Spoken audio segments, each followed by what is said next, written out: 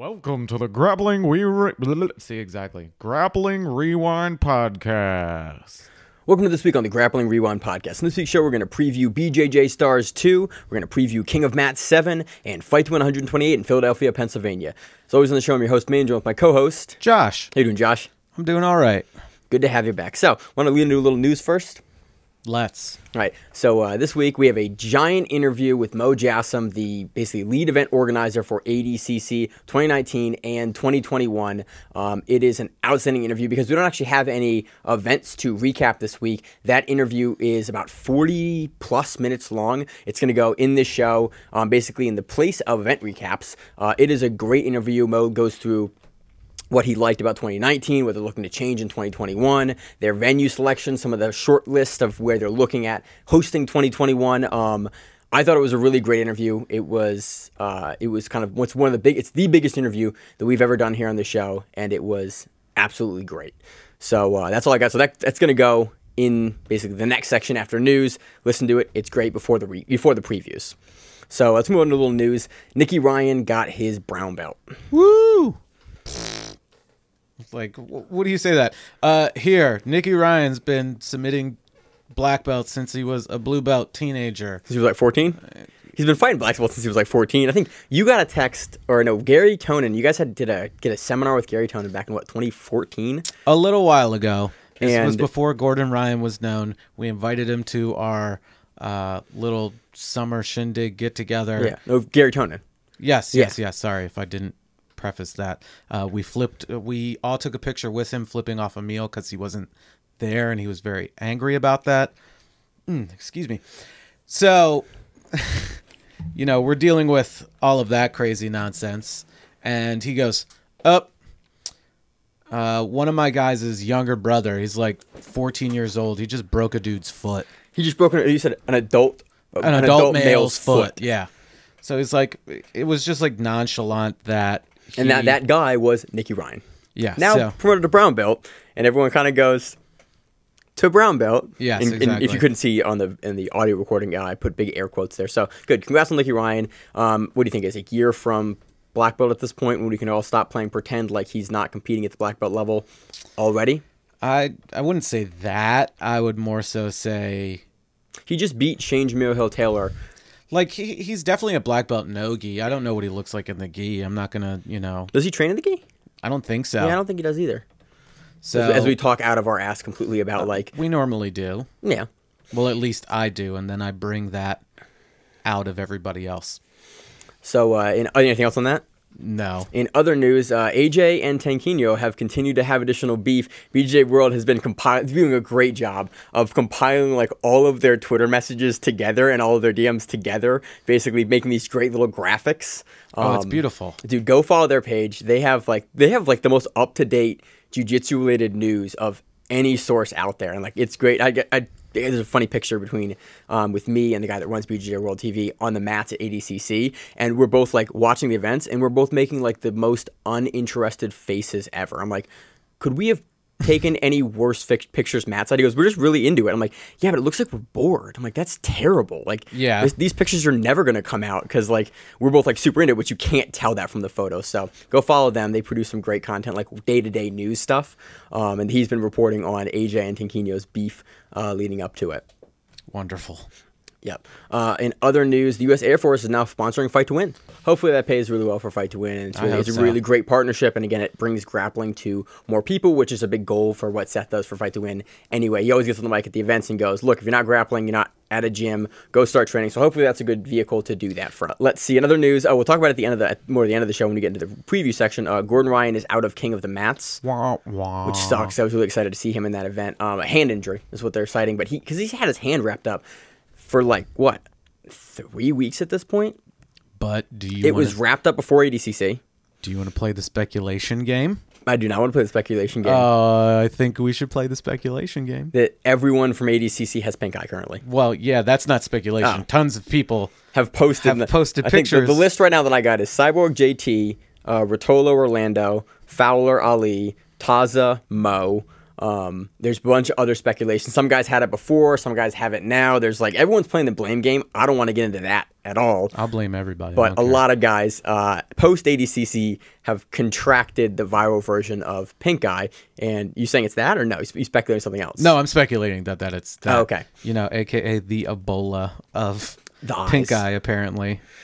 Let's see what else we have. Oh, yeah. Edwin Najmi versus Dorino got announced for Third Coast in December. I don't know how I feel about that. Like, Dorino's... I assume it's going to be the game. Like, I mean, Najmi's really good. He's a pretty good wrestler, training with the Church Isn't Boy Dorino a team. world champion? Yes, Okay. I was going to get to that point. Making sure. But it's just like, are they really in the same weight class? I think so. Yeah, isn't Dorino 155, 170? He started fighting at 170. Yeah, he's 70. Oh, he moved up, didn't he? Mm-hmm. I forgot about that. And I know Najmi said he was going up in weight, and he has been. He has, yeah. But it's just like... I'm uninterested in the matchup. Like, Dorino's been taking a lot more stuff. I think this one's going to be in the gi. He's expressed wanting to get back into the gi and compete. He does do both. We've seen him on Fight to Win, I think, in both. So, like, I think it'll probably be a gi match. Najmi likes the gi. He's done a little bit more no-gi stuff with ADCC and World Jiu-Jitsu, but I think he's much more comfortable. He competes in the gi pretty much as a staple primarily, so I think we'll probably see him in the gi. Exciting matchup. Yeah, definitely. Let's see what else. Oh, moving into 2020, we are going to be doing more. Already? We're getting close, man. We're in the 10-month. Old. Yeah. We're going to be doing more live event coverage, so look out for that. I'm excited. I would have a really great time at ADCC, and we are looking to basically expand and keep doing a lot more stuff like that. Let's see. Oh, AJP has announced the Queen of the Mats, which is the first time that they're going to be running a women's event for the UAE JJF AJP World Jiu-Jitsu Tour King of Mats, which is... We got to find a shorter name for that. I'm going to call it AJP King of Mats. World Jiu-Jitsu Tour King of Mats. Like that's what it is. So they're basically, it's the top ladies from the UAE JJF. They're competing in the King of Mats format, which we've seen for the men a bunch of different times. And so now doing it for the ladies, for the King of Mats, for the Rio event. Class? Lightweight. Okay. Did it say what it capped out at? I forget what it was. Okay. They usually move around. They move around a little bit. They go from a little lower to a little higher. They kind of give a range for the King of Mats usually. It's probably like 55 kilos and below. That seems reasonable. I need to pull up UAE-JJF's weight classes to give an exact number, but that's scheduled for November 1st in Rio. Super exciting that they're going to be running one of these for the ladies. These events are always just super great showcases. Maybe not 55 kilos. 55 kilos is roughly like 121 pounds. So maybe like 60. Maybe a little bit higher. I forget what lightweight is for UAE-JJF. I can look it up. I've forgotten. He doesn't feel like it. I don't feel like looking it up. So I think that's all I got for news. Do you want to move into the interview? Yes. Awesome. So how you doing? We got Mo Jassim here. Mo, you ran ADCC 2019, what everyone's calling the greatest grappling event that's ever been run. I want to get your thoughts on that event before we go into anything else. What are your thoughts leaving ADCC 2019? I mean, honestly, I'm very, very happy with the way it went. The feedback has been overwhelmingly positive. You know, I said it from before the event that this would be the biggest jiu-jitsu show ever, and I think we hit that. We definitely broke the record in terms of ADCC attendance. The record before that was 2005, around 3,000 people, and this one we broke about 4,000 people.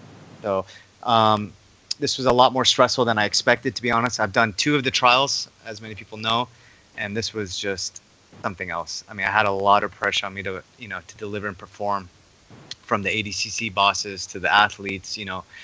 Luckily all the events I've ever done has been, pretty well received. So I just wanted to keep elevating, the sport and the event. And I feel like we did that. So. I definitely would agree. So do you want to disclose the attendance numbers for this event? I don't have the exact numbers, but it was around 4,000. Okay. So and we sold out. So it could have been more. So obviously, for the next one, we'll definitely try to bump up those numbers. So let's move right in. We'll talk about ADCC 2019 here in a minute. Moving on to ADCC 2021, you also got the nod to produce that event. What are we going to see different, if you can speak of anything, in 2021? I just like to say, though, I don't think people realize how hard it was for me to get 2021.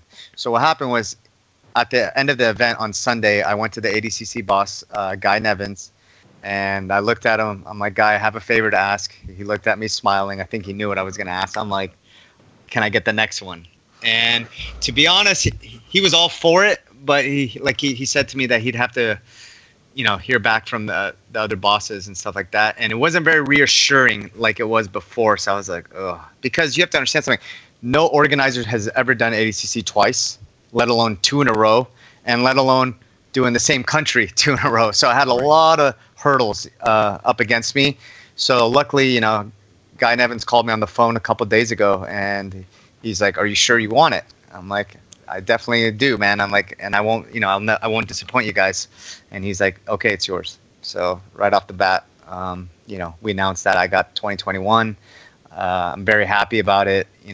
Like I said, I don't do this for money. I think people could see that in the show. Like, I could have not spent all that money in production and just pocketed all the money. But for me, I just wanted it to be like a UFC level event. There's no reason why a jiu-jitsu show can't be like that. So, the feedback from the fighters was amazing. They were all, JT Torres told me, like, when he stepped out for the finals and, having those drums banging and 4,000 people chanting his name, stuff like that. He said it gave him goosebumps, and it was unreal. It was a really unreal experience being there live just with the drums. And even the way the walkouts happened for the finals, it gave me goosebumps sitting there watching it, covering the event live. And that was definitely something special that it was, I think, one of the many things that set this event apart from the previous events. Yeah, definitely. I mean, one thing ADCC has been always lacking was production. That's one thing they're very weak on. Luckily, I was smart enough to bring Seth from Fight to Win. The guy's a master of what he does. When it comes to marketing and production, I've never seen anyone who's as good as he is. And the other thing with him is he's extremely passionate about it. He's sort of a polarizing figure for some people, but you can't ever second guess his work rate and what he produces. So we just work really well together. So yeah. We're a big fan of Seth's events as well, and the level of professionalism and quality that he brings to events. So you mentioned hosting ADCC in 2021 in the same country back in the United States. What are some of the challenges, or what makes hosting ADCC in the United States different from when it is hosted in other countries? I mean, realistically speaking, if I was awarded and they wanted me to do it in another country, I just don't think I would be able to replicate what we did in the U.S. The fans are extremely intelligent. They know what's going on. They respect the sport. All the big schools are in the U.S. So it just makes perfect sense to keep going in the U.S. for now, at least, because no matter what, there's other people who are bidding for the ADCC 2021, and some of them have very deep pockets, and I get that, they could do crazy stuff. But, at the end of the day, if you're fighting in front of an empty crowd, it's just not the same. Like, doesn't matter how much you spend on production. It just was like sort of a perfect storm, I felt, with the event. The fights were amazing, the competitor. And I always said, you look at my interviews before, I always say what separates ADCC from other shows is these guys come to fight 110%. The women, the men, they fight. You can see it because there's so much on the line. This is once every 2 years. So, now look at Lachlan Giles. He's set. I'm the one that convinced him, like, just enter the absolute. And he was a little hesitant. I'm like, you have nothing to lose, and he goes out there and subs, 3 of the biggest names in jiu-jitsu, and he's set. That was definitely one of the top moments of this year. Just being in that. I mean, I'm not sure if it came across on the broadcast what it was like in the venue, or during all 3 of those submissions in those matches. Oh, it was truly unreal to be there live and to hear the crowd absolutely lose it when Lachlan was able to get the sub 3 different times in the absolute after being taken out in the first round of his division. Yeah, Lucas Lepre, implemented his game plan on him. Lucas Lepre's, got a pretty good style for the leg lockers. Oh yeah, he did very well against Gary in 2015. He's got that cross face. He just got it down. But and then at the end of the day, Lachlan goes out there and subs Muhammad Ali, Patrick Gaudio, and Kainan. It's insane. So yeah, the plus 99 kilogram champion. Yeah, and then you saw what's his name signed up this year, which I can't remember the last time he's 66 kg. Or Keith Krikorian. Yeah, and he was disappointed. I said, listen, you have nothing to be. You went up against Buchecha in the first round. And even if you have a 10% chance, so what? What if he did catch him? You know what I'm saying? Right. So I always tell everyone, absolute is where you make yourself. That's when you can make history and you can set yourself for life. People talk about that. And that goes all the way back to the original ones where Leo Vieira, I don't know if a lot of people know this, but Leo fought Mark Kerr, who was 300 pounds, ripped full of muscles. And he went out there, and that people still talk about that. So. Yeah. The first 2 rounds of this year's Absolute went by amazingly fast. I think we had 6 out of 8 matches were submissions in the first round. Yeah, Yeah, I mean, like I said, the absolute just gets really interesting. And it's all about style matchups. Lachlan goes out there, Lepre, shuts him down pretty good, but then he goes out there and subs Kainan, who was, on a tear that tournament. Right. So Undefeated in that anything can tournament at that happen. point. Yeah, I mean, so it's very impressive. So, talking a little about the invitation, the lead up to ADCC 2019, what is the process? There was a lot of discussion, especially near the end, with two things, with the level and the amount of dropouts that occurred in 2019, and then the invitation process for filling those drop-in spaces. Everyone is very familiar with the trials system and how to win an opportunity to compete at ADCC through winning a regional trials for the world. Yeah. But what kind of goes into deciding who gets an invitation to ADCC? Well, let me explain something. First, with the dropouts. On average, I think on the average ADCC has about 4 to 5 dropouts per tournament. This one, I think we hit 20. So Wow. that was really, really challenging for me. And I feel like I did a pretty good job of the replacements. But I'm not going to lie, towards the end, it was getting very, very limited. Now, in terms of replacements, or are you talking about invitations before the tournament starts? So I'm talking invitations before the tournament starts. So Okay. folks that you're So a lot deciding of- to want to feature. Yeah. So generally, we like to go off the trials first, right? But there's exceptions to that too, and you saw that this year. For example, I had invited Mikey Musumeci and Jamil Hill. Obviously, they've never done ADCC before, not really no-gi guys. But for me, that was an interesting guys to have in the tournament. So we do make exceptions. There's Pedro Mourinho, we invited. He had never done the trials and stuff like that. So it's a balance between getting high-level guys, big names, and guys who deserve it with the trials. So it's just a juggling act. It's just based on which divisions. There's some divisions where I had a lot of reserves with high-level guys, but towards the -99 at the end, it was getting pretty limited. Heavyweight's really hard to find replacements as well. Right. So, I mean, if you get invited and you haven't done the trials or you haven't really done nogi, you gotta have to be like a really big name. For example, I had spoke to on the phone Marigali. I wanted him in. I actually called him on the phone. I'm like, hey, I want you in. And he's like, listen, he's like, I don't really train no-gi. I don't even train it at all. He's like, just give me 2 years. So a guy like Marigali or Musumeci, stuff like that, yeah, I'll take the chance. Those highly decorated grapplers in the gi. Right. Exactly. I mean, I think people are interested by that. If they're willing to go and train hard for it, why not? Give them a chance. Right. The difference with this ADCC, I feel, was my goal was to just get the best 16 guys and 8 women in the world. It doesn't matter. A lot of times I'll invite certain people like MMA names, stuff like that. I was like, let's just get the highest level. And I feel like the brackets were definitely the most stacked. That 77 kg division was insane. There was not one weak link in there. So that was I mean, all the divisions were good, but that division was particularly strong. It was very difficult to choose them. I mean, you have JT there, but it's very difficult to yeah, I mean, you have JT, Lucas Lepre, Wagner, right. Gary, Canuto, Dante. So all of these, I mean, it was insane, that bracket. So I felt like we did a good job of stacking it. And I did my best to do, cover the reserves. Yeah. But it was getting challenging. This ADCC featured a lot less MMA fighters than previous years. That was sort of by design. You were looking to get people that were more grappling credentialed this year than in previous years. Yeah, I agree. I mean, there was some MMA guys. There was, what's his name, was 100% for it. He just wasn't cleared. Luke Rockhold. Okay. Hopefully we can get him in the next one. You go ask guys like Buchecha and Gordon who've trained with him. They'll tell you this guy is a monster. So in pure grappling as well. So he was all for it. He just wasn't cleared at the time. So for 2021, we approached Chris Weidman. He was interested in doing it as well. He's done it before. Yeah, he's done it before and he did very well. So I don't mind getting MMA guys who will do well. I approached Khabib's manager. 2021, don't be surprised if we get some high-level MMA guys in there as well. So moving forward into the future with 2021, where do you see ADCC in 2021 and then in the future going? What are the goals for the event and the promotion moving forward, through the years? I mean, I just want to build off 2019. I think 2019 was definitely the biggest gap, biggest jump between any ADCC. I mean, I'm trying to think. 2005 was special. I think we finally beat that. That was my benchmark, was ADCC 2005 in Long Beach, because I was there live. It was absolutely insane.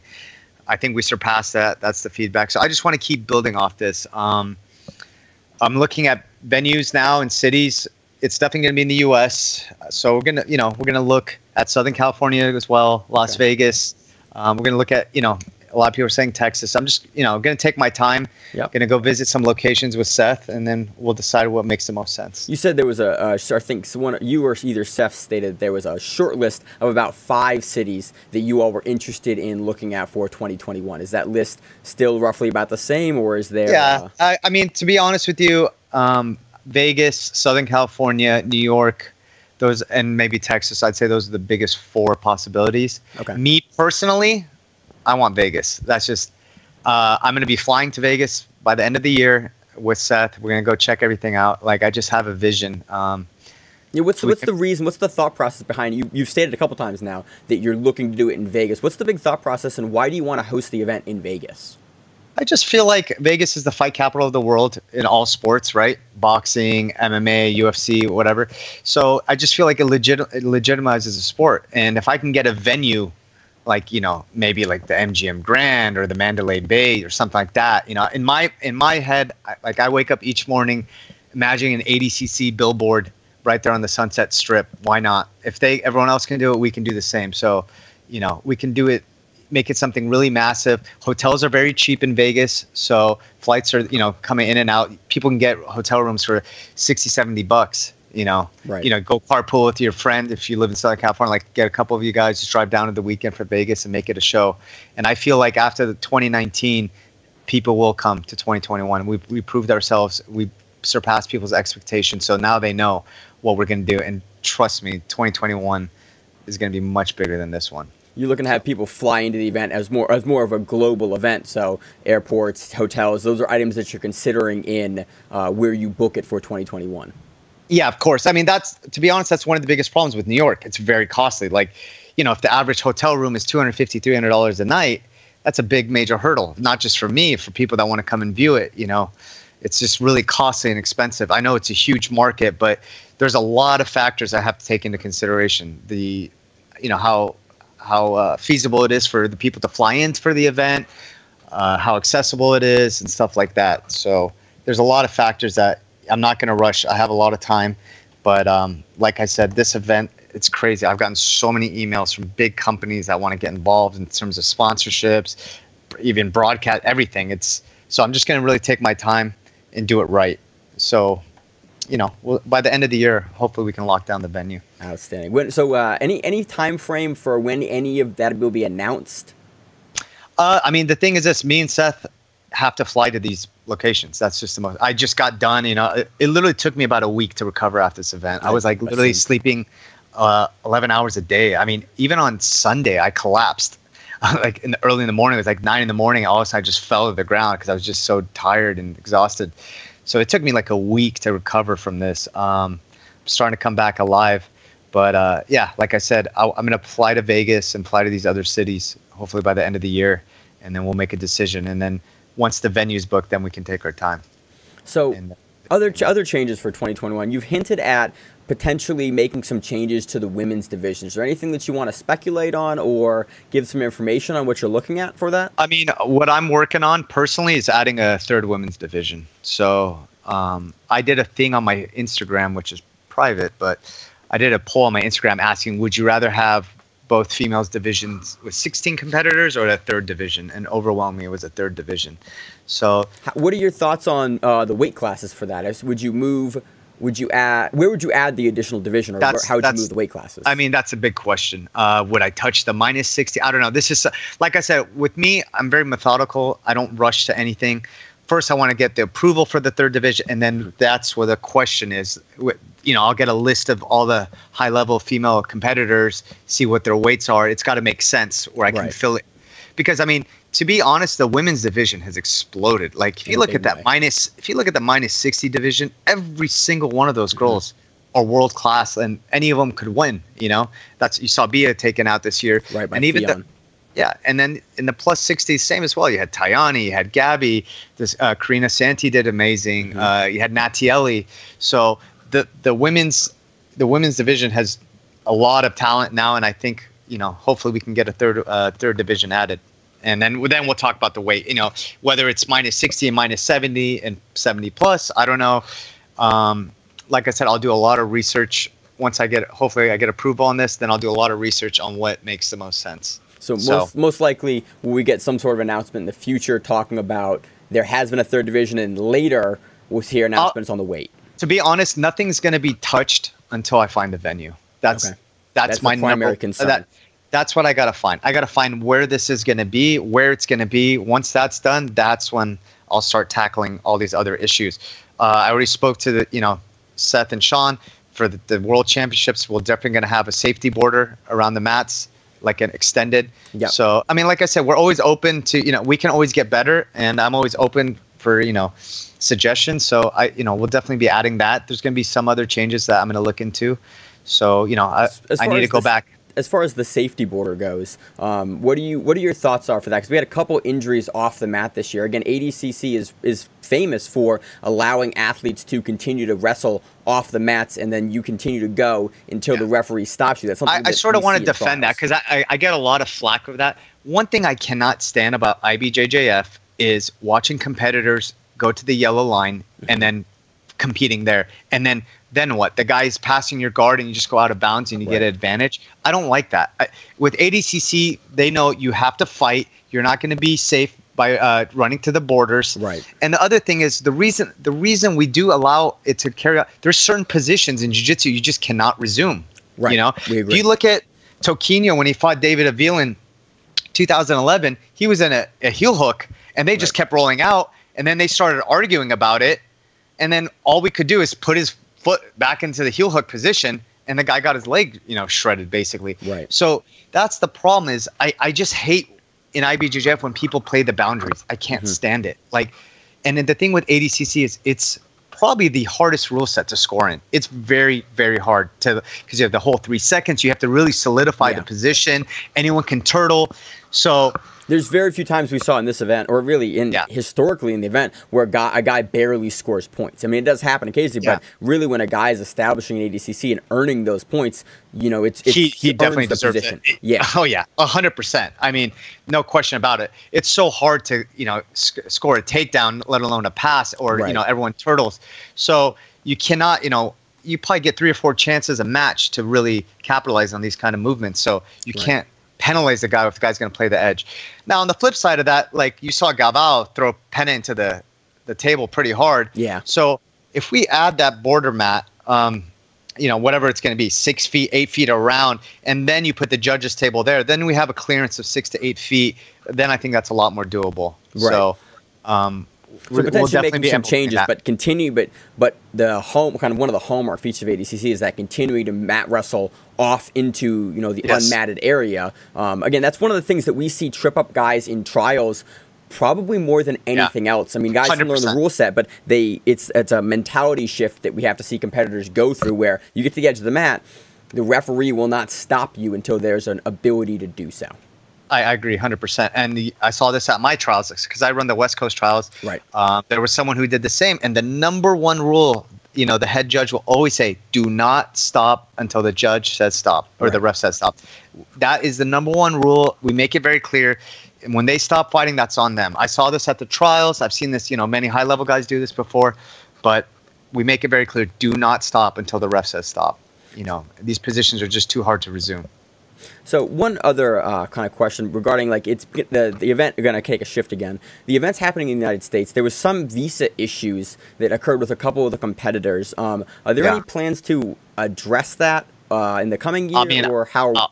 Well, to be honest, I mean, you're going to have that issue anywhere. A lot of people always say, how come it hasn't been in Japan? And, the number one concern for Japan is visa issues. I haven't been there, but I've heard they're very strict with handling out visas. So anywhere you go in the world is going to be a challenge. I do know the biggest challenge for the U.S. is the Russian competitors. I don't, but one thing you have to realize, because what happens is I create a letter to the embassy making an official invitation, and that's all we can do. Right. It's not like I can call the U.S. State Department and be like, hey, this guy's competing on our show, let us through.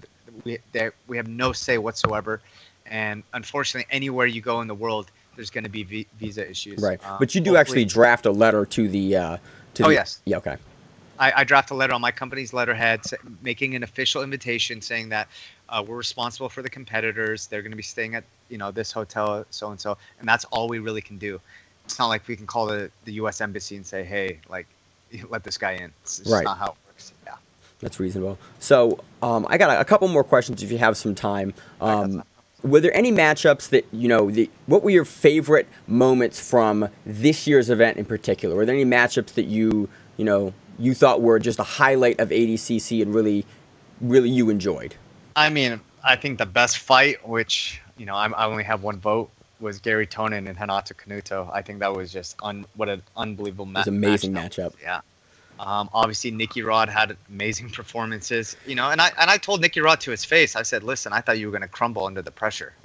I'm always very honest. Like, I'll tell people, like, hey, I thought you were going to get your ass kicked. And I honestly did not think he would do as well as he did. Kainan was very surprising. He did very well because, Kainan was begging me for months, put me back at minus 99. And I'm like, I'm not doing it. I can't do it. And what was the reason for keeping him there? We just didn't want to. The heavyweight division was stacked, okay. So we just wanted to keep him there. And I really didn't want to see him and Barbosa fight. Really, I know they're very close. Right. So if we could avoid it, we could avoid it. And now he's the heavyweight champion. Yeah. So. Speaking about team weight matchups, this was the first ADCC where you had teammates in the absolute. Can you talk about that process? What was the process behind getting teammates in the absolute this time? It was very simple. I went to the ADCC boss, Guy Nevins. I'm like, hey, why don't we just take a chance and you have to understand something. With ADCC, especially with the top guys, in the original ADCCs, a lot of us feel there was many fixed matches. Mm-hmm. So the problem is this is stuck in their mind forever. So if you look at the older ADCCs, we used to make the teammates fight in the first round. Right. I got that changed to the second round. Will we ever get it changed to the semis? Probably not, because two factors. Number one, the first two matches are on Saturday, right? Right. So let's say there was a work in the semifinal. I mean, you're basically putting a guy fresh right into the finals, and I just can't risk that. Right. And the thing is, we're fair. We make this is a rule that applies to everyone. You have to meet in the second round. Mm-hmm. But anyways, back to the absolute. I went to Guy. I'm like, listen, the problem now is there's just too much talent in these schools. You know what I'm saying? Right. You have like Atos, you have Donaher School, Alliance, Gracie Baja, and I was like, just give me the chance. I won't put anyone that I think will do a fixed fight. Right. I went to all the teammates. I said, don't screw me on this. I'm taking a chance. I'm putting my name on this. And, overall, I think it was okay. Some people might complain about a few matches, but I'll go back and review it. And if I think there's anything bad, then those two people won't be in the absolute the next time. So that's all we can do. Right. But overall, I think it was okay. Were there any guys in the absolute that you wanted to put in but just didn't have an opportunity this time?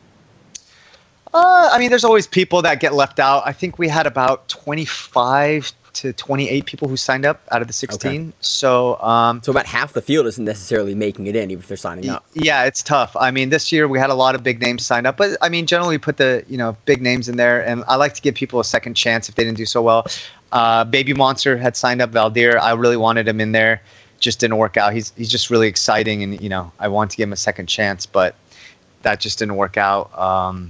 But the next one, I'm sure will be even more crazy with bigger names as well. So what was the thought between moving guys and teammates from fighting in the first round to fighting in the second round? What was the big thought process behind changing that? Because I went to them, I said, listen, at least we have a chance to avoid the match. Let them, okay, they might meet second round. So what? Better than just putting them in the first round. At least there's a 50-50 chance of avoiding this. So they agreed. Like I said, I've known the ADCC guys for 21 years. So it's not like I've known them for the last 5 years. They trust me, obviously. They've given me 2 ADCCs now. And they know, anyone knows when it comes to invites or brackets, I can defend any of those at any time. So if someone wants to challenge me on that, I can sit there and explain everything from top to bottom. So... Outstanding. So that pretty much does it for all the questions that I had. Again, I really appreciate it. Is there anything else that we think we missed or that you want to talk about leading into 2021? No, I mean, like I said, I think this event was a massive success. I think, I've been hearing there's a lot of high-level college wrestlers who are going to try to enter the trials now. So I think this year's trials is going to be insane. I think you're going to have, I've broken the record for NA trials twice now. 2 years or 2 events in a row. I'm going to try to break it again. Last one, I had 335 people. maybe I'll hit 400.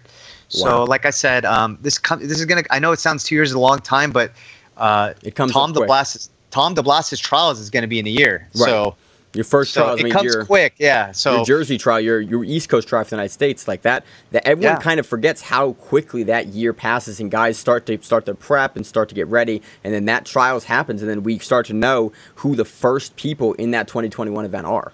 yeah, I agree. I mean, if you think about it, and it takes. Let me tell you something. I've been doing ADCC a long time.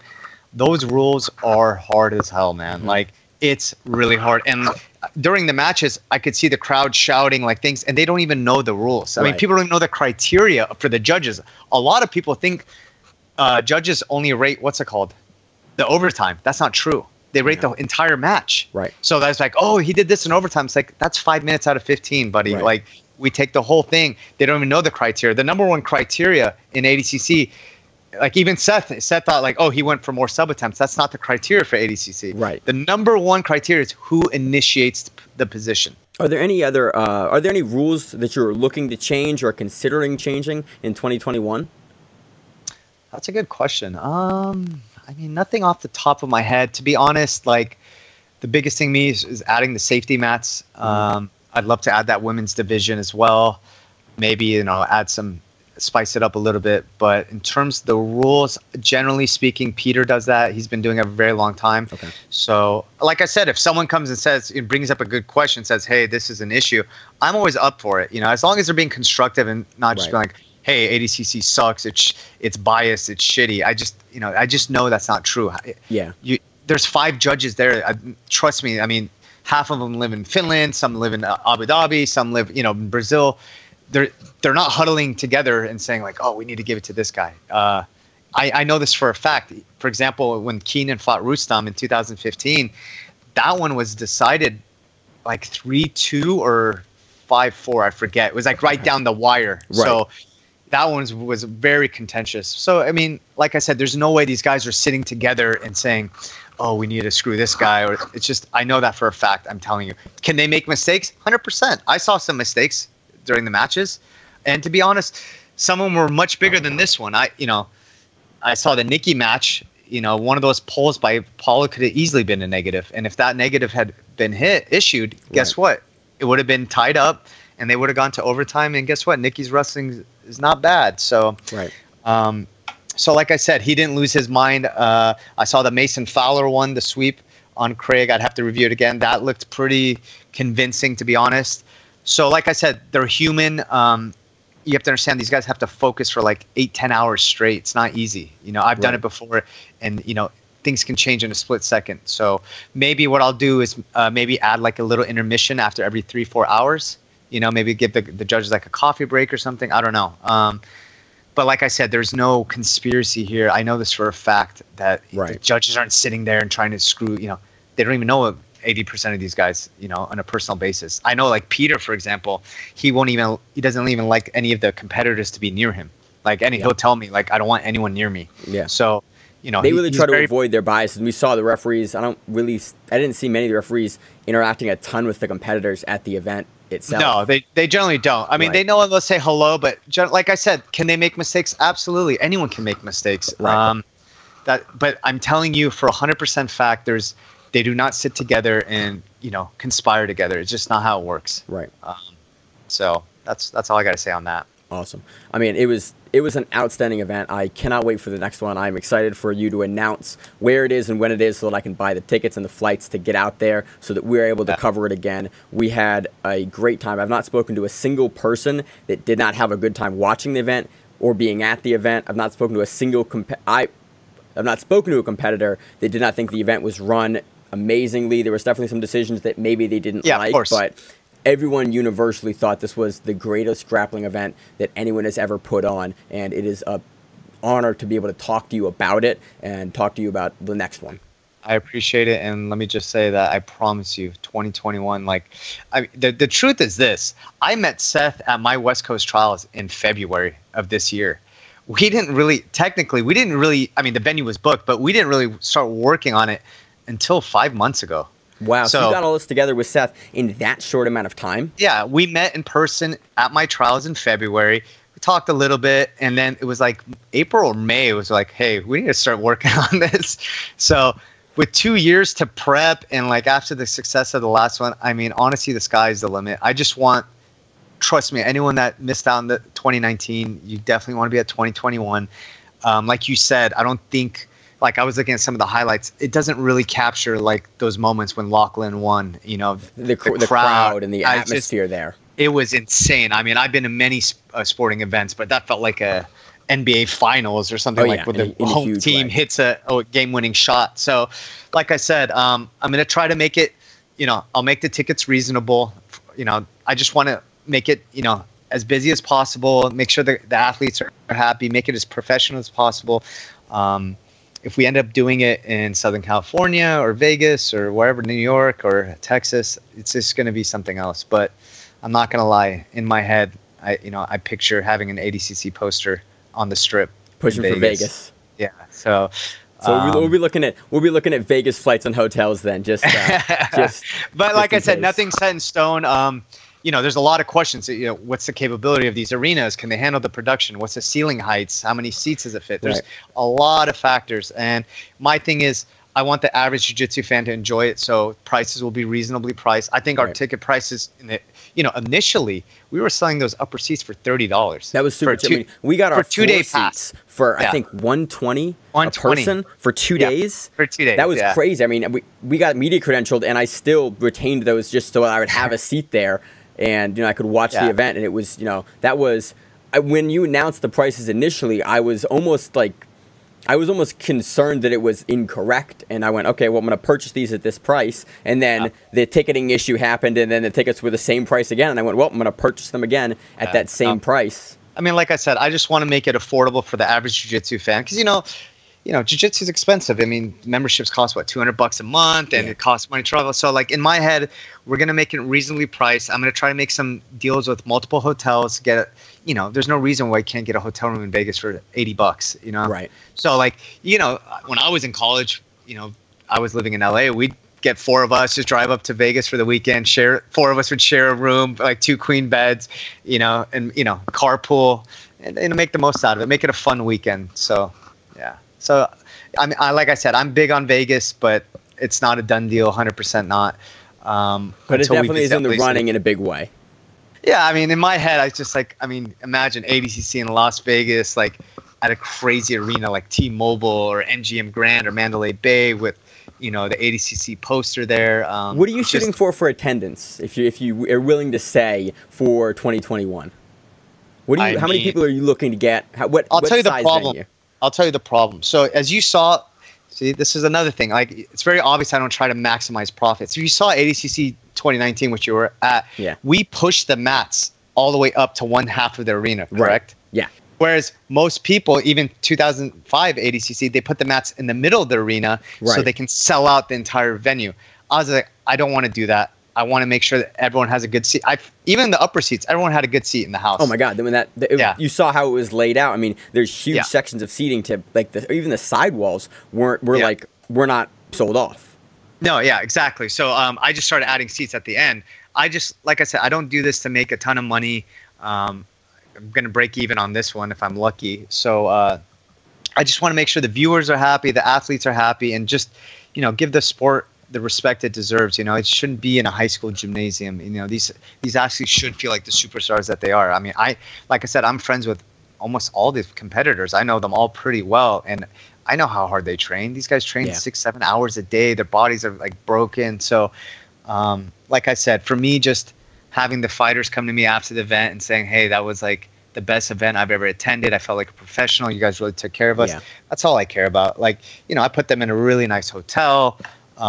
Stuff like that, and I'm always going to look out after them. So for me, that's worth it more than any amount of money. It's just having that feedback from the fans. And when we saw that in the fans and in the fighters and in the coaches and everyone was there, it seemed like everyone was there and being treated as a professional athlete at the biggest championship that our sport runs. And so it was great to see that, and I'm so excited and happy that you are running the next one. I think that it is elevated. This event alone has elevated the sport of professional jiu-jitsu and jiu-jitsu in general. And I cannot thank you enough for what you did for ADCC 2019. I appreciate it. And like I said, I felt sort of like an obligation after this last event. I was like, okay, I did this event. What's the point for it to go back to the way it was? You know what I'm saying? It would have really made me depressed to have it go back to the way it was. You know, what was the point? I can build off this so much more. And to be honest, this is very stressful for me. Like, the last month, the last 4 to 6 weeks, I swear to you, I was sleeping on average 3 to 4 hours a day. It was really bad. Like, my girlfriend wanted to murder me. Like, she's like, I'm going to leave you if you, and I'm like, I can't, this is ADCC. Like, I committed to this. This is my baby. Like, I don't care. I mean, she was really upset with me. So, because I didn't even talk to her. I was on the phone 8 hours a day talking to Seth and Sean and this, you know, oh, someone else pulled out. That's fun. So like finding reserves, it was just, it was really a lot more stressful. At the speed that you were able to find replacements. So you would announce a gentleman was out or a lady was out. And I was finding people like in an hour. Yep. Like, and even the ADCC guys, like, how you guys, like, they're like, Mo, how are you getting these guys info so quickly? I'm like, I don't waste time. Like, I call them, you want in, you want in. Yeah. Some of these replacements were being announced in an hour. Yeah, so, I think there was a couple of them that I would get the notification someone was out, and then immediately get the notification that someone was in. I think a couple of them, actually, I got the notification someone was in, and I had to figure out who had been out because it was so quick. Yeah, and then look at, what's his name? Vinicius Trattora. Right, one of the I think the last replacement. He came on in 1 week, and he gets silver.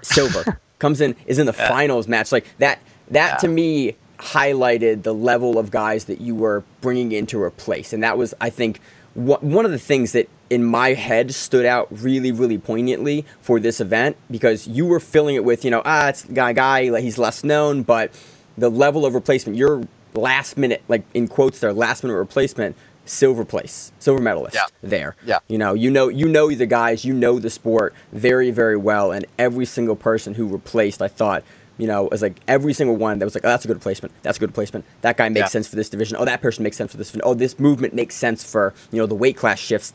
It was all outstanding, and I cannot say enough good things about it. Like I said, I mean, this was just the I call it the appetizer. The next one's going to be just much, much bigger. We proved ourselves. I feel like the community is going to support us wherever we go. They're gonna realize this is an event you have to. And I said it. You know, the problem too is a lot of other promoters, they'll say something just to sell tickets. I never do that. Like, a lot of people, when I wrote, hey, the floor tickets are 90% sold, they probably thought I was lying like every other promoter or whatever. And then it's like 10 days later, it's sold out. It's gone. And they're like, can I get tickets? I'm like, I told you. Like, yeah. You were very upfront with that the entire time. We reported on our show, like, look, Mo is saying that they are selling out. If you want to get and go to the event, you've got to buy your tickets for these seats because they're going to sell out, because we've seen them sell out. People were offering $500 for the floor tickets for resales. I mean, so like I said, whenever we do the next one, my suggestion is buy the tickets early. Prices will go up. I do dynamic pricing. As more tickets sold, the prices go up. So you know what we're going to deliver. And trust me, the next one, I'm already looking at some crazy stuff. So it's going to be like a rock concert. Awesome. Me, Seth, and Sean are really excited. You know, we only scratched the surface. We have a lot of time to prepare. And to be honest, I'm getting approached by some really big companies for sponsoring this event. So, you're going to see some big names sponsoring this event for 2021. Make it more professional. You know, let's try to make these guys more money, whatever, prestige and stuff like that. And, you know, I'm telling you, this event is going to shock the world. Awesome. Hey, Mo, really appreciate your time. Thank you very much for everything you did and for the interview. I can't thank you enough. Look forward to talking to you again soon, and cannot wait for 2021. Thank you so much for the support, man. Appreciate it. So on to our preview of Fight to Win 128, taking place on October 19th in Philadelphia, Pennsylvania. I'm going to be at this one live, doing event coverage. Super excited. I love going to Fight to Win Philly. Always sells out at the 2300 Arena. It's going to be a good time. This one is main evented by a 230-pound no-gi bout between Kaynan Duarte and Nick Rodriguez. This is the rematch that I'm going to say we've all been waiting for, because we've been waiting 2 whole weeks for this shit. Dude, the finals... Dude, think about this. The finals this was announced before ADCC. And then these two guys ended up in the finals of the plus 99 kilogram division in ADCC. And Kaynan was able to get it done. And then they're doing a rematch 2 weeks later under Fight to Win rules now. Yeah, this shit's going to be wild. It's going to be crazy because it's a completely different rule set. There are no points. Like, Kanan spent a lot of time on Rodriguez's back in the first matchup, but Nick was able to get free in the last 30 seconds and started passing like a madman and almost got Duarte's back in the closing seconds of the match. But does Duarte pull guard? Because he can. He can't. It's interesting, but like pulling guard on Rodriguez with like we saw him in ADCC be really active. Like this matchup could go either way. Like Kanan looked really good against Rodriguez, but Rodriguez is the type of guy to come in with like I'm not gonna say like he's explosive. He's competing this weekend. Yeah. He's competing another super fight this weekend. It's like every week. He just doesn't stop. Dude, him and Gordon, both basically, were scheduled for like every single weekend. And Gordon made a really funny post on Instagram. It was him the day after ADCC, like working out in the gym. And he goes, "This is why everyone else will be coming in second for the next 15 years. Oh, wait, and he did that wrestling match, too. Yes. Yeah, Rodriguez. Oh, yeah. The wrestling match was announced on Thursday. They did it on Saturday. He's competing on Super Fight this weekend. It's like he's got stuff. I talked to J. Reglabudo about what he's got booked, and he's like, this is what's announced so far. And it's just like date. Like, Rodriguez is on everything. And now he's main eventing everything. Man. Because you got silver at ADCC. Like, this is going to be a crazy matchup. I was 6'3", 230 pounds of solid muscle and attractive. Yeah, it'd be pretty great. And good at no-gi jiu-jitsu. So, what do you think about this matchup? How do you think the style plays? Do you think we see anything different than we saw in ADCC given the change of the rule set and given like that there's no points, it's submission only, and whoever goes for the most sub attempts that are close under the fight to win rule set takes it? What do you think? How do you see it playing out? I think Rodriguez attacks more. Like, honestly, I think he attacks more, and that carries more weight than position.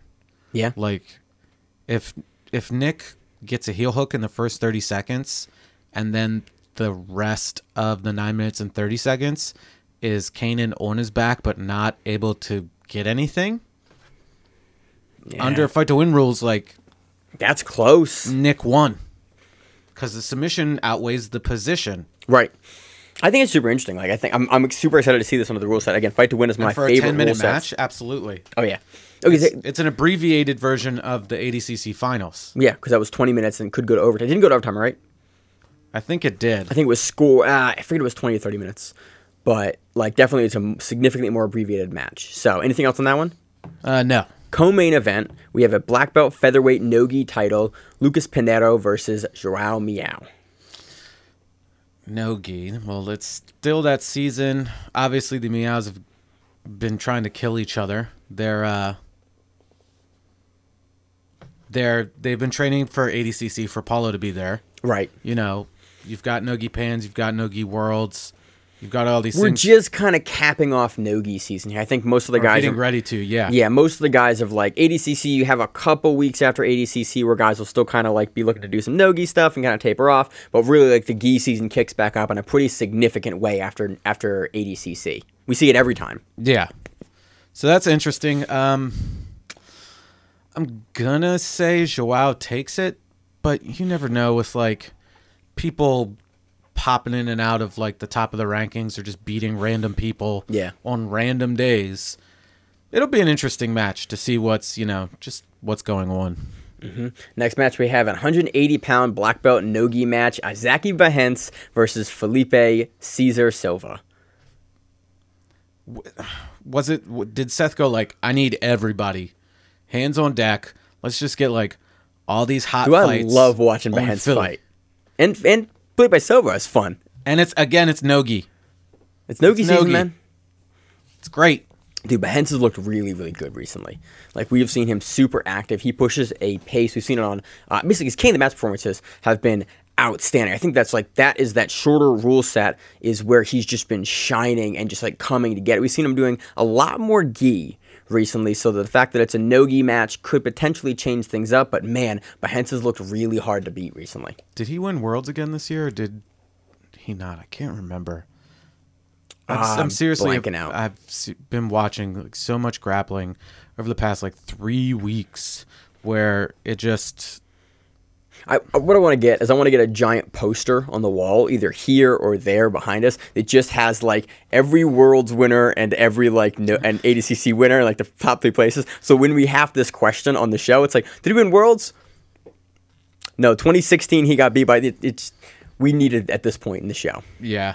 Can you find it or no? I'm looking right now, but Okay. we can carry on while I'm doing So that. next match, again, another fire match, 170-pound Masters Black Belt Nogi title, Mike Padilla versus Enrique Coco.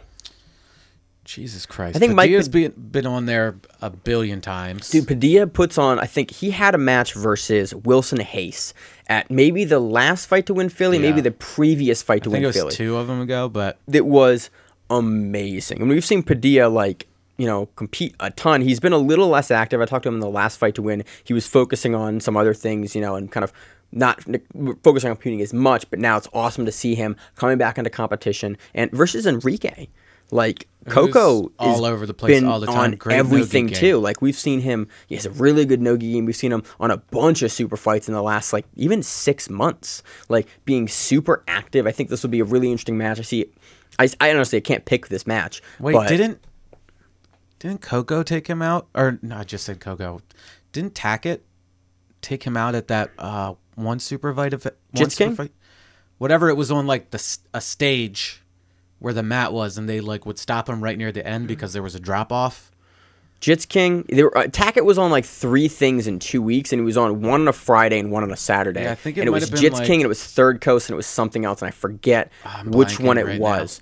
But did Did he heel hook him? I think so? Yeah, I think he heel hooked him. And Behance took second this year, Okay, yeah. but still, he's like up there. You're up there. You're in the top 2 for the world, the weight class. So, again, that's a super exciting fight. The Padilla and Coco fight, I can see going a lot of ways. Both guys are super dynamic. Padilla, I've seen him go for the legs, I've seen him go for the back, I've seen him go for the mount. Like, super dynamic bout. Anything else on that? No. Next match, we have super heavyweight black belt gi bout, Jay Cox versus Jeff Manalanson. Yep. We have a Big boys throwing it around. Oh, yeah. We have a heavyweight black belt no-gi bout, Tim Carpenter versus Tyler King. Yeah. I think Tyler King was the guy that Balance. went against, didn't he go against Rodriguez on the last Philly card? I can't remember. All I know is just team balance. Woo. Team balance. No, it wasn't Tyler King. It was a different gentleman. 205-pound black belt no-gi bout, Drew Puzon versus Tim Williams. That'll be a good match too. The balance guy, it's actually, yeah, it's really fun. 190-pound no-gi bout, Kyle Hughes versus Eric. Give me the last name there. Goki? Okay. I'm gonna go with Goki until I hear it. 190. Oh my God, this is amazing. 180. 180-pound black belt nogi match. Dylan Royce versus Valdir Arujo. Yo, Baby monster. they're just gonna be chopping at each other. Dude, Dylan's headlined with versus JT at a Fight to Win on Philly like 2 or 3 cards ago, and like it was an exciting bout. Valdir is just coming off of ADCC. Pause. Yeah. Does he have pink eye? Valdir? I don't know. Trains with Cyborg. He does. He might have the pink eye. Don't shut up, Josh. I'm just saying. Don't ruin these good matches, man. I'm not trying to, but I'm just saying his eyes might be fucked up. 180. I thought the complete baseless speculation at the end of the show here. Look, everybody got it. Like Yeah, everybody a lot that of was guys there got it. fucking got it. So, you know, I didn't get it. glad, you know, It was great. nobody rubbed their eyes on your eyes. 180-pound black belt gi match, Steven Pyler versus Thiago Thomas. Plyler, My bad. 165-pound black belt no gi bout, William Wolk versus Mike you Easton. know, that's going to be a fire match too. Yeah, William Wolk's the guy that went against Eddie Cummings on the... Yeah. Was it last Fight to Win? Well, I just The need last to pull one in up... Philly. Yeah, the last one in Yes. Philly was him versus Yes. Eddie Cummings. He So- just posted a picture actually with like a whole bunch of like older hardcore dudes, and I thought it was really funny. I was like, oh, both things alike are coming together even more now. Yeah, he posted the picture to the chat, and it was like... Yeah. And I was like, look at all these guys. I'm like, I know who William is, and these other gentlemen I'm not as familiar with. Yeah, it was more posted at like friends of ours, and I was like, oh look, it's Joe Hardcore that runs This Is Hardcore in Philly, so he trains now. So I also, and apparently like 40 other people have also suggested doing a This Is Hardcore BJJ Open. So Get at Josh if you want to do this. get at Joe Hardcore if you want to do that. 160-pound no-gi bout, Will Dill versus Daniel Myra. Oh, that's really good as well. I think Daniel Myra, if he's moved up to black belt now, has put on some super impressive performances against top guys at the brown belt divisions at Philly and Fight to Win. I think we've seen him versus Battle. No, we've seen him against Krikorian in a different promotion. He's consistently like winning opens for IBJJF. He is a monster. This is a match to watch. Daniel Myra is a guy to definitely keep an eye on. He's looked super impressive. Every time we've seen him and covered him, he's looked really, really impressive. His back positioning and pathwaying to the back is really good. His controls looked amazing. Definitely a dude to watch. We have a 145-pound no-gi bout. Thiago Brito versus Kevin Dantzler. That'll be a good one. 125-pound black belt gi bout. Christian Woodmansey versus Dustin Ordinario. That'll also be a really fucking good one. Christian just gave an interview real recently with Grappling Central. It was interesting. He's on there occasionally. I always find his interviews super insightful. I'm about halfway through it right now, and it's, again, I'm really a big fan of listening to Woodmansey talk and watching him compete. So I'm a big fan of head tattoos. Face tattoos, man. He's got face tattoos He now has too. them like here, doesn't he? I If it's on the didn't know forehead, that. man, he's got. I think it's all like, yeah. Oh, he's fully face He's, tatted. he's not Wow. fully face tatted, but he's like they go I into thought the, he just had it on his noggin, but they go into the hairline, like right in the front. Oh yeah. So Chris, that's one to match. That's one to watch. Woodmansey's always a lot of fun to watch. 180-pound judo mount. this is where the fucking fire is really gonna come in. Dude, don't bang Judo. the table, Josh. I'm hitting the table. 101 episodes in, Josh. I'm gonna hit the table. That's how excited I am, dude. Nick Del Popolo, fucking stoked to see that match versus Kel Berliner from Jason Morris Judo. Dude, that match is gonna be awesome. All of the Adam Moyerman versus Devon Johnson 170-pound judo title. That's another title match that we're doing in judo. Get with it. 152-pound judo match. Ole Dopilko versus Ari Berliner. I fucking love the judo. Dude, the judo's so good. Like, the judo guys, the guys that Seth brings in for the judo matches always Amazing. bring it. I hope one day they can do a full judo card. It would be legit. It'd be awesome. That'd be awesome. Because, dude, the judo matches, like, I can't think of a judo match that's been kind of like, meh. They're always like, that was a really good match. Like, the I'd be matchups are stoked great. if Seth could get Teddy Reiner, the French, Good luck. multiple-time world champion and Olympic champion. The guy that power they're- lifts in sandals, yeah, Teddy Reiner.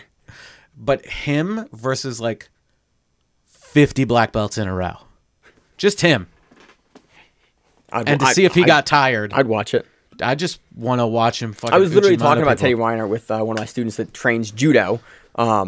Like, we were leaving the gym, we were talking about, like, basically his game in judo and what Reiner does so well and, like, how he competes in his division and, like, the meta game behind his I think strategy. he's technically retired. He retired, like, I'm going to talk about can't remember. I thought he Yeah. retired as well. I do not recall when he retired. But Anyway. that would be awesome. Yeah, that Good would be luck, though. amazing, but that's not going to happen. It might happen. Yo, honestly, crazier stuff, crazier guys have come out of retirement on Fight to Win. So, I could see it. Moving on, we have a 135-pound female brown belt title match. You done? You've been saying the names and the weights, so I've Yeah, just been man. letting you roll with it. Nope. Jenny LaFaro versus Abby Passanelli. a You really just good didn't want to match. say the names. Well, I knew Passanelli, but I knew I was going to mess up Jenny's last name, honestly. So I just stopped. There's some other great matches on the card. Oh, I thought that was a title match, and I was like, oh, hey, you're skipping a title, but I can't read. I'm reading through the rest of them. We're into the brown belts now. There's a lot of really good brown belts. A lot of guys. Again, I try to not read through every single one of these because it's local guys, and we know so many people, and so many people that we've covered before on either local events or other events. Like, this is a great card. I love the Philly events. I love the Baltimore events. I'm upset the Baltimore event got canceled, but I completely understand How mad why. were we at Ryan for like 5 minutes? Because we see like, oh, Ryan Stark versus, and we're like, what the hell? Yeah. You're not going to tell us about this, Ryan? And he goes, I would if it was actually me. It's a different Ryan competing. Stark. Yes. It's in the purple belt divisions. Ryan Stark, Is not brown belt. not of Grappling Rewind. But yeah, we've covered Ryan before on Fight to Win. Yeah, totally forgot that. Yeah, another great match. Other great matches on the card. We have a teen nogi featherweight title between Michelle Griffin and Michael Griffin and Justin Pack. Josh had his coffee in front of my screen there. Oh, wah, can't Looks like read. an outstanding event. I'm super excited for the event. It's going to be awesome. Definitely tune in. Do not miss out on this. This is a fight win card. This Yeah, is it's amazing. Fire. Yeah. It is flame. Anything else on it? New. I'll do it. So on to our preview of BJJ Stars, their second event. BJJ Stars, the open class. This event looks hot fire as well, Josh. So much hot fire. Where do you want to start with this one? Want to start with the super fights or want to start with the open class? Let's talk about the open class and the murderer's row of people in it. Gustavo Batista, Hudson Mateus, Leandro Lau, Jackson Souza, Victor Hugo, Lucas the Hulk Barbosa, Demetrius Souza, and Nicholas Margali. Yo. What in the actual fuck is going on right there? Like, honestly. And it's in the gi? It has to be. It's Margali. It has to be in the gi. It's in the fucking gi? Right? That's a murder. That's a murder. What? Like world champion, world champion, world champion, world champion. I'm pointing to the screen if you're listening for the audio. All version of these the show. people have world championships, apparently, according to Maine. I think a few of them don't have those, actually. But I didn't say all of them did, but like you just pointed. Margali, world champion. Low. Low, world champion. Batista. World champion. Yeah. Like, and then that's just black belt. Like, doesn't mention the lower belt championships that Dude, all these guys have. Grand Prix Super 8 open class. That's what they call it. It's crazy. So amazing. $10 for this pay per view. Now, is this round robin or is this... I don't know how they're going to run it. There's, again, most of the releases have been in Portuguese, and I've been translating some of them, but I've been like, not gonna lie, with ADCC, I've become backlogged on like updating our website, Everything. updating the event, like sleep. Yeah, I took a nap yesterday. That's how like tired I don't even know what that is. Right. So, what do you want to speculate on? I don't want to speculate on matchups, but like, I think this is Margali's to lose, as anything Margali does. Potentially Hulk to lose. It'd be really interesting to see those guys match up.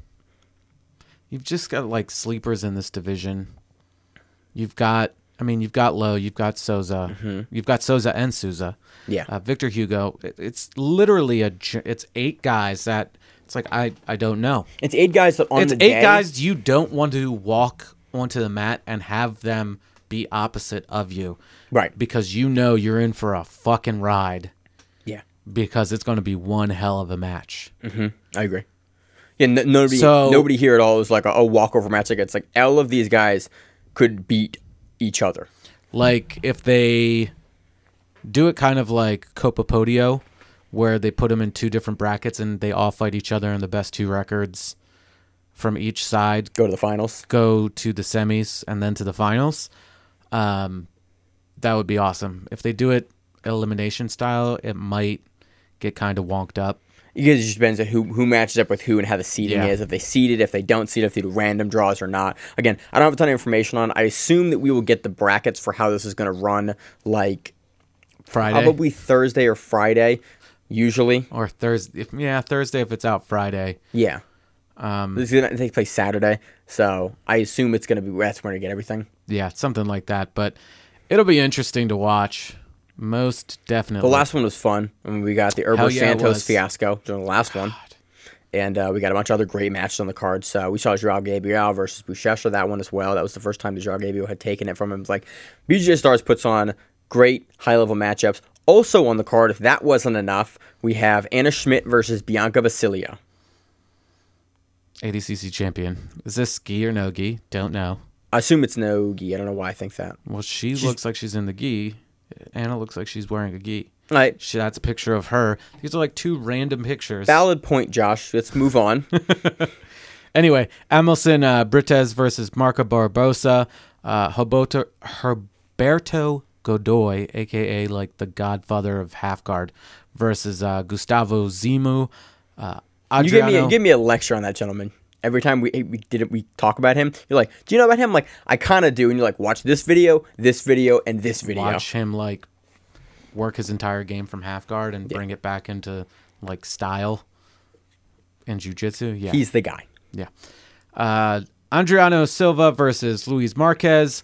Andre Treza versus Yves Carbonati. I think I said that right. Are there more matches down below? No, they're not. Really? What's down yonder way? All right, Josh. I didn't think about that. No. No. I guess not. But still super awesome. Really stoked to see it. I wish they had like a YouTube page where they just released some like small stuff Yeah. on all the Kind of fighters. like a lead up like Polaris does for their Yes, cards, where it's like, yes. I can get a little more information about the matchups. I would love if they did that. They did a little bit like that, but a lot of it for this event is in Portuguese, and it's like, I don't care about that. Yeah, I'll just use the terrible Google Translate on the YouTube video. it's honestly not as terrible as it used to be. It's still bad. Like, you can listen to our show on closed captions now, usually like a day after it comes out, because Google's algorithm has time to like do all the captions for us, and it's not terrible unless we're reading names. But then that's half us, half Google. So, Whatever. that does it for BJJ Stars. Looks again like another great event happening on the same night as Fight to Win, unfortunately, but looks to be an outstandingly high level card. So moving on to our preview of King of the Match Grappling Championship 7. This event previously had Gordon The Ryan in Absolute, it. by The the way. Absolute. Previously, this event had Gordon Ryan. Gordon Ryan has dropped due to hand injury, so this event is anyone's game now. We got returning champion Dante Leon. Also in the bracket, we have Roberto Jimenez. We have Quentin Rosenwig. We have Kyle Bame. We have a ton of Dan other guys. Borovic. Yeah, Oh, you already said Kyle Bame. I was like, I think that's Tiago Sa. I think it is as well. I'm not 100% I'm sure. only but looking at first names, and I'm blanking on a bunch of last names. I'm blanking on a bunch of first names. The event looks really, really good. We did an interview about this event with the Blacksmith a couple weeks ago in the pre-ADCC show. He sat down with us for probably 15 minutes and talked to us about the event, the lead up to the event. The interview is available in the Grappling Rewind kind of like feed. on iTunes. On iTunes. And anywhere on you download YouTube. your podcast. Anywhere you download the podcast, you can listen to the interview there. It was a great interview. It talks about Don't forget to rate and subscribe. and subscribe All and that- review. all You that know, good stuff. all the stuff in the back end that we're just going to randomly throw in. So I really think, honestly, I really would like to see Roberto Jimenez and Dante Leon match up here. Jimenez. What'd I say? Jimenez. Roberto Jimenez match up here. We've seen Jimenez. We've seen Jimenez run into problems when people are like bullies to him. Mm-hmm.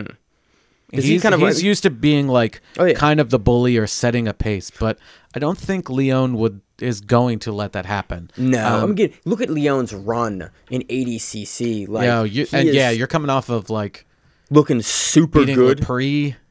Getting Lepre's back. Yeah, Like, who gets Lepre's back? having a great match with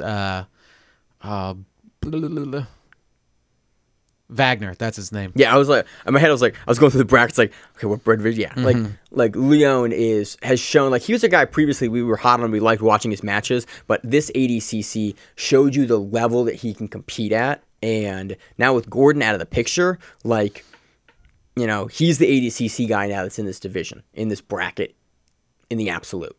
Yeah, So I'm really curious. I think the first round matches have been announced. I assume there's going to be some shifting with Gordon out. They may shift. They may just they may replace. add somebody. Yeah, Yeah, I assume they'll just replace because previously Gordon Ryan was matched up with Quentin Rosenwig, who was seen before. Previously we've seen him on it. We've seen him on a bunch of stuff.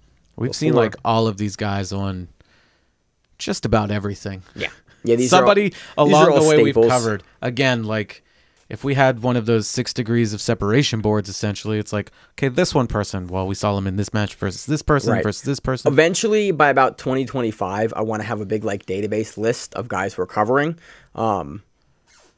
2025. Give me some years.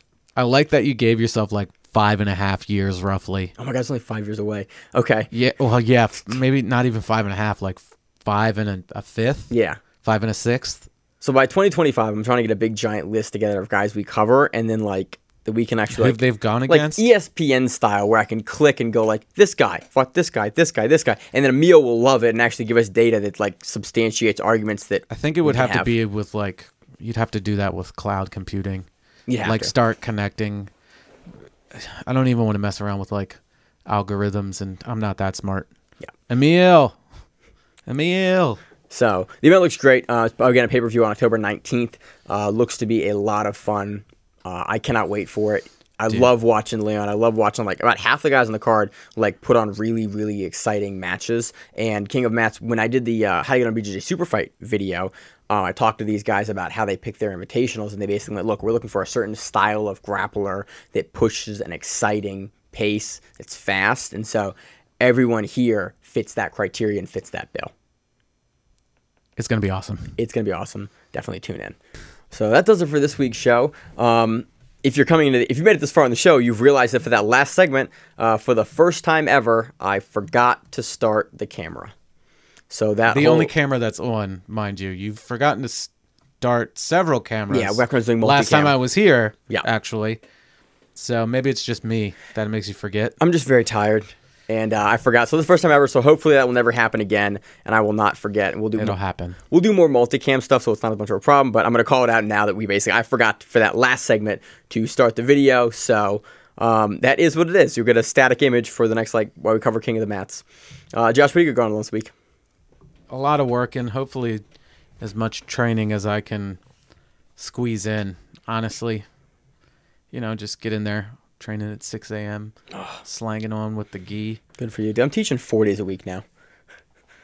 Yeah, we were discussing earlier how much Maine technically works. Oh my God, not dude. just his government job that he gets paid for, but the Grappling Rewind probably putting in pretty much a 40-hour week for that. 30 plus hours most weeks. Don't lie.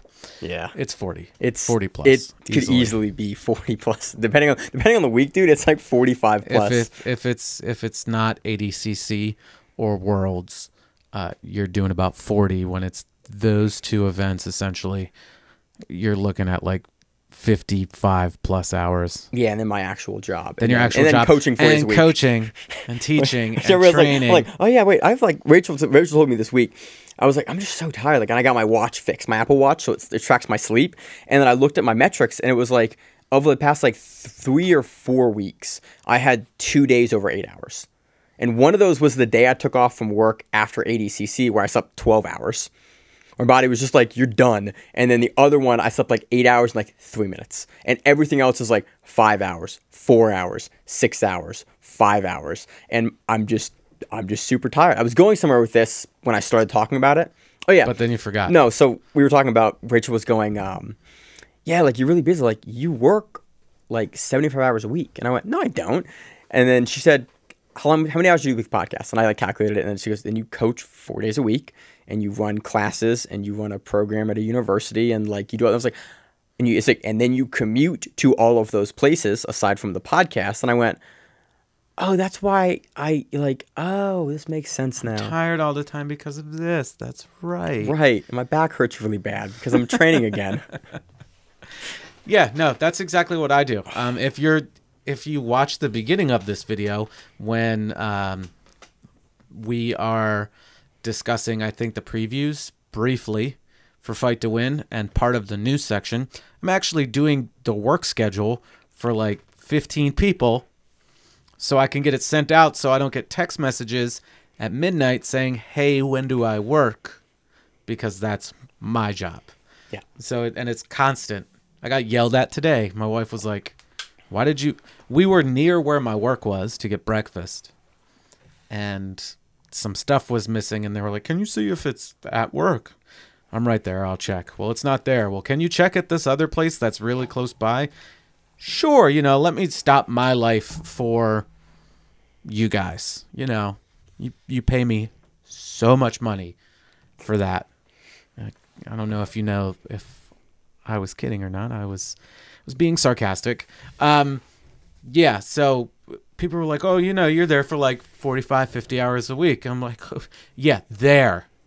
That doesn't include all the other shit that I go through. My phone. I hate my phone. I use my phone, but I hate my phone. Oh, and I'm trying to learn how to hunt. On top of that, so that's me getting up at 5 a.m.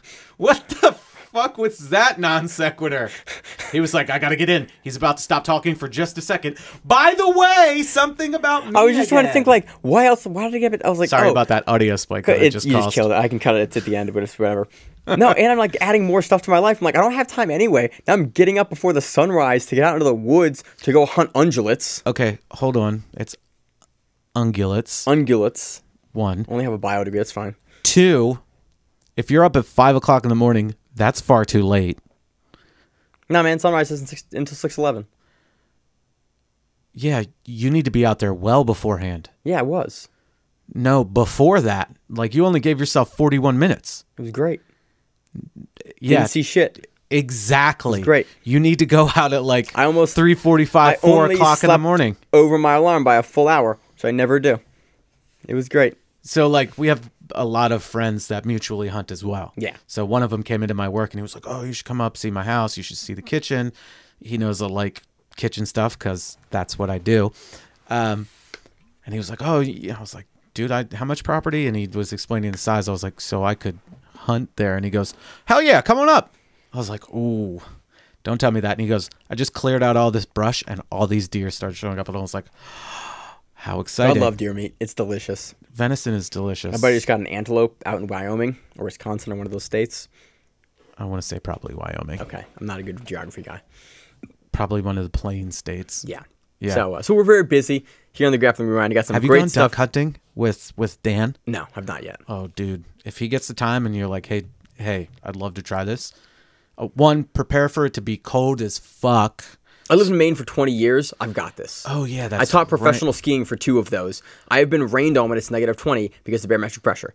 I got the cold. Do you have waders? Like Yes. insulated waders? Yes. Oh, okay, then you'll be fine. Awesome.